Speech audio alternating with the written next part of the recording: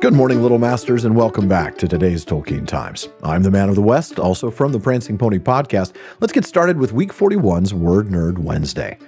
Now, after 6 weeks of looking at words and names in a long-expected party, last week we changed things up and looked at Vignalonde from our Second Age Saturday readings through Aldarian and Arendis. Now, today I'm sticking with that same source, but I'm broadening the reach quite a bit. Now, we took a bit of time in discussions after the very first reading in week 34 to look into the name of Aldarian's father, King Tar-Meneldur Elentirmo. But we haven't looked at some of the other words that we've come across, and so today I'm going to do short breakdowns of several words and names. These aren't deep dives so much as quick looks. Word Nerd Wednesday lightning round. And we're going to start with the people at the heart of this story, Aldarian and Arendis. Now, as we read early in the story, Aldarian's right name, that is the name he had when he was born, was Anardil. Now, that's Quenya for friend of the sun. Anar meaning son, like in Anarian, and the Endil meaning lover or friend, like in Earendil. Now, the name that he took, Aldarian, is also Quenya, and while it is not defined or translated directly, it appears to mean son of trees. The first element, Aldar, means trees.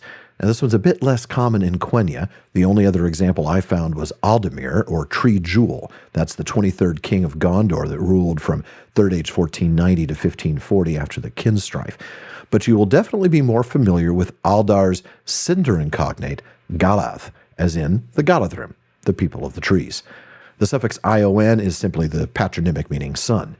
Now, once he became king, like the other kings before him, he added the prefix tar, meaning high, to his name, thus Tar Aldarian.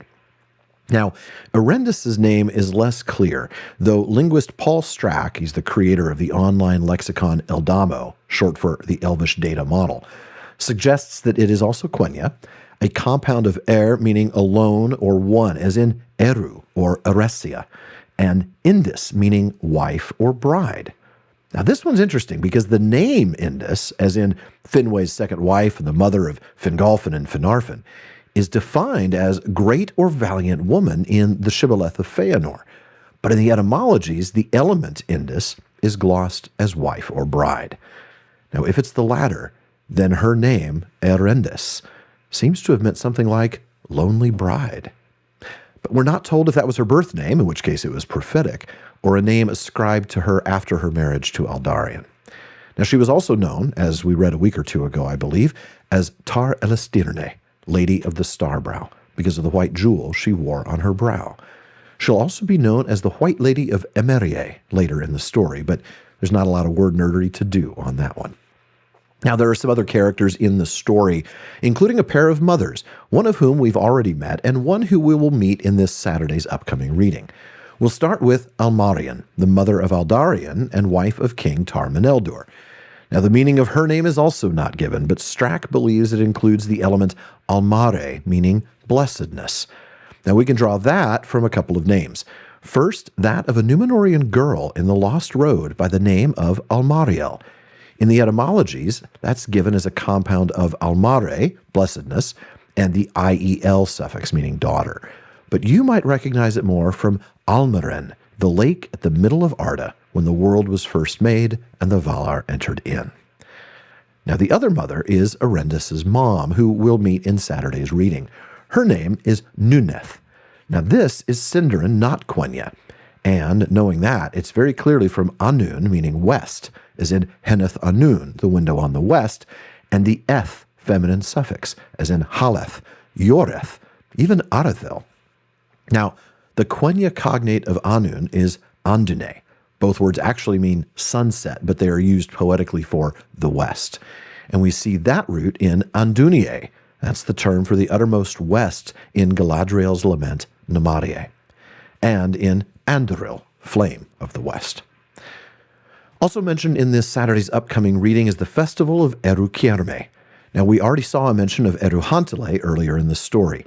These two, along with Eru Laitele, are the three prayers held each year atop the Meneltarma. Now, we've talked about them before, actually, when we had Eru Hantele on the show. But word nerd-wise, it's pretty straightforward. Eru is featured in each word and is obviously a reference to the one, to Iluvatar.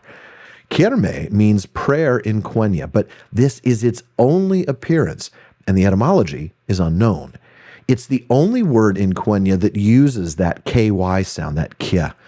And traditional Quenya wouldn't have that sound as it was merged with TY or T long before.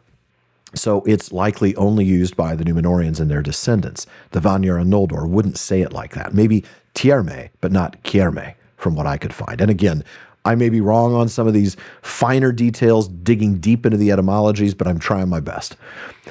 Eruleitele, well, you're likely familiar with leitele, which means praise. We hear it on the field of Cormallen in The Lord of the Rings. Now, the verb is leita, which means to praise, while the nominalizing suffix, that is the suffix that turns the verb into a noun, is the le bit. Finally, eruhantele is similar with that same le suffix attached to a core verb that isn't otherwise listed, so like asterisk hanta. Now, Vinyar Tengwar thinks this is derived from the root han, H-A-N, meaning increase or honor. Like Kierme, though, this is the only occurrence of the element hantele in all of Tolkien's work, so take it for what it's worth. Now, these prayers took place atop the Menel Tarma, which is Quenya for pillar of heaven, from Menel, meaning heavens or firmament, and we've talked about this element before when I looked at Tar Meneldur's name early on in the Second Age Saturday readings this series. Tarma is said to mean pillar in the appendix to the Silmarillion. That's the elements in Quenya and Sindarin names. It's based on the same tar prefix that the kings and queens of Númenor used that means high.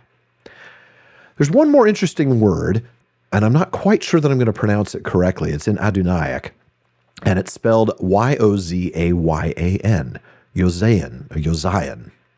Yozayan is mentioned by Arendis in this week's upcoming reading, and while it's clearly Adunaic, I had never come across it before.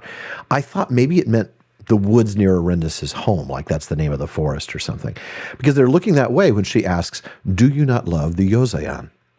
But I managed to find the word in Sauron Defeated. In The Drowning of Anadune, there's a section called Loudon's Report on the Adunaic Language, Loudon being a member of the Notion Club. And there we learned that it means the exact same as Quenya Andor, which is the land of gift. Interesting stuff. I'm sorry that we're out of time. Otherwise, I would do word nerdery on the Nisamaldar, the fragrant trees, Oyolaire, Lairalosse, Nessamelda, Vadarianna, Taniqualasse, and Yavannamire. Maybe another time, since I'll take any excuse to speak in Quenya. For now, though, folks, that is it for today's Word Nerd Wednesday. Come back when Series 6 starts in a couple of weeks as we wander the wide, wild, wonderful world of words weekly on Wednesdays. And if there's a word that you want to know more about, please let me know by emailing bartleman@theprancingponypodcast.com. Please visit patreon.com/TolkienTimes to learn how you can support the show, get an ad-free feed, monthly hangout with me, bonus weekly episodes, and more. Join me again tomorrow on today's Tolkien Times for Third Age Thursday. Now, if you're watching this on YouTube, like and subscribe. Podcast apps, follow or subscribe. And everybody, please follow @Tolkien Times on your social media. Finally, as Faramir says, go with the goodwill of all good men.